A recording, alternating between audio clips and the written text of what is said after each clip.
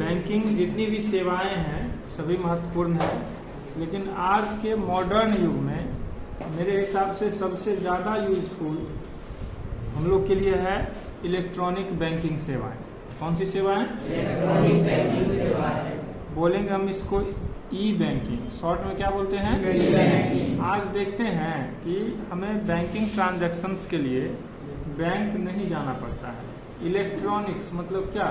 Mobile, computer, यानी electronic service से हम बैंकिंग कार्य जब कंप्लीट कर लेते हैं, अपनी आवश्यकता का पूर्ति कर लेते हैं, उसे हम बोलते हैं इलेक्ट्रॉनिक बैंकिंग सेवाएं। क्या बोलते हैं? इलेक्ट्रॉनिक बैंकिंग सेवाएं। शॉर्ट में ईबीएस। शॉर्ट में ईबीएस। अब वैसे ये थोड़ा पुराना बुक है, अब तो सभी बैंकिंग करीब करीब ईबीएस का स्टार्ट कर दिया है, इलेक्ट्रॉनिक बैंकिंग सेवा है।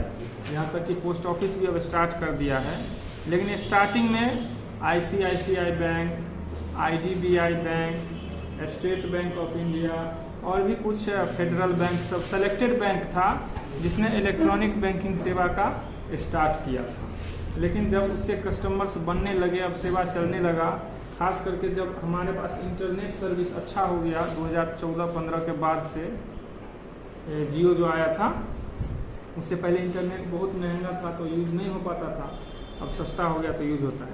तो इलेक्ट्रॉनिक बैंकिंग सेवाएं हमारे लिए बहुत कारगर साबित हुआ, बहुत उसका यूज होता है। जैसे उसमें पहला है इलेक्ट्रॉनिक फंड ट्रांसफर प्रणाली, इलेक्ट्रॉनिक फंड ट्रांसफर सिस्टम। तो इलेक्ट्रॉनिक माध्यम से फंड ट्रांसफर, यानी हमारे अकाउंट्स में पैसा रहता है और हम घर बैठे कंप्यूटर से अभी चाहेंगे तो दिल्ली भेज देंगे, 12 बजे रात में चाहेंगे तो मोबाइल से मुंबई भेज देंगे पैसा। जिस अकाउंट में 1 रुपया तक हम चाहेंगे भेज देंगे, 1 करोड़ तक भेज सकते हैं। ठीक है, तो इसे हम बोलते हैं इलेक्ट्रॉनिक फंड ट्रांसफर सिस्टम। क्या बोलते हैं? समझ में आया?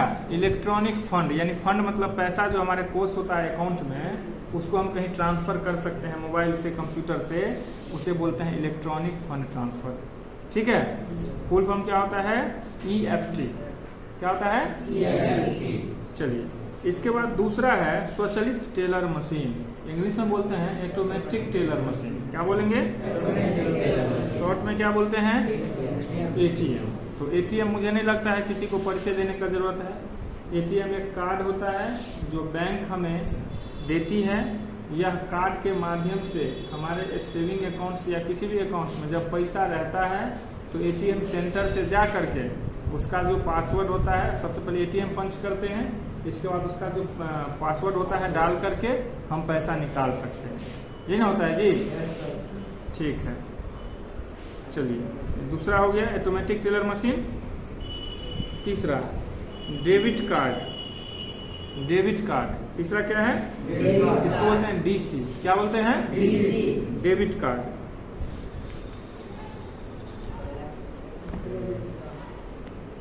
डेबिट कार्ड का मतलब होता है ऐसा कार्ड जो हमारे अकाउंट्स में पैसा रहेगा, उसके बदले जो हम निकासी करते हैं उसे बोलते हैं डेबिट कार्ड। हमारे इसमें पैसा रहेगा, उसके बदले जो निकासी करते हैं उसे क्या बोलते हैं? Debit card. और क्रेडिट कार्ड ठीक इसका उल्टा होता है। क्रेडिट कार्ड अगर हमारा साख अच्छा होता है, बैंक में मेरा रेपुटेशन अच्छा होता है, तो बैंक हमको ना रहते हुए भी पैसा दे देती है, उसे ही बोलते हैं क्रेडिट कार्ड। हमारा बैंक्स में अगर क्रेडिट अच्छा रहेगा, साख अच्छा रहेगा, तो बैंक हमारे पास अकाउंट्स में पैसा नहीं है, हमको एक कार्ड देती है वो, और अगर हमको ज़रूरत है कोई मार्केट में सामान खरीदने का, कोई भी चीज़ खरीदने का, तो उससे हम क्या करते हैं? क्रेडिट कार्ड से हम माल परचेज कर सकते हैं, कैश विड्रॉ कर सकते हैं, और भी बहुत सारा फैसिलिटी होता है। ठीक है, समझे? क्रेडिट कार्ड नहीं रहेगा बैंक में पैसा, तब भी हम पैसा निकाल सकते हैं, इसे बोलते हैं क्रेडिट कार्ड। ठीक है, अगला हुआ टेली बैंकिंग। अब टेली बैंकिंग क्या होता है? तो आप घर बैठे मोबाइल से अपने मैसेज के माध्यम से आप बैंक का बैलेंस पता कर सकते हैं। एक नंबर आता है बैंक का, उस नंबर पे कॉल कीजिएगा तो मैं बैलेंस पता चल जाएगा। बैलेंस का कोई पैसा आता है जाता है तो आपके मोबाइल में मैसेज के माध्यम से आ जाता है, इसे बोलते हैं टेली बैंकिंग। क्या बोलते हैं? Tele banking. अगला होता है कोर बैंकिंग। छठा क्या होता है? कोर बैंकिंग मतलब होता है कि इसमें यह एक मतलब इसका पूरा नाम है कोर बैंकिंग सॉल्यूशन, CBS।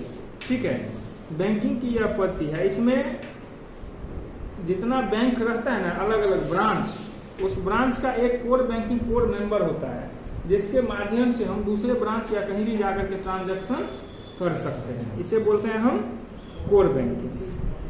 ठीक है, चलिए, ये था आपका इलेक्ट्रॉनिक बैंकिंग सर्विस, ई बैंकिंग। क्या बोलेंगे हम?